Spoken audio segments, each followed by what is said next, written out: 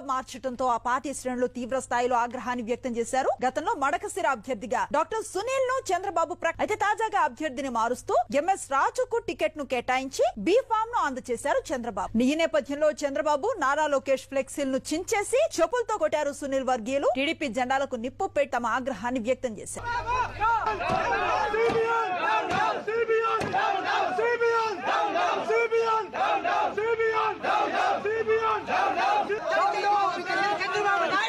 దళితులను మోసం చేసిన చంద్రబాబు, దళితులను మోసం చేసిన చంద్రబాబు, దళితులను మోసం చేసిన చంద్రబాబు, దళితులను మోసం చేసిన చంద్రబాబు. ఇంత వెన్నుపోట పొడిచే వాళ్ళు ఈ నారా చంద్రబాబు మాకు ఇచ్చిన దళితులకు రాలేవు. ఇదే చూడండి, ఈ రోజు జెండాలు ఆస్వాదించి మడకశిరలో టీడీపీ అభ్యర్థులు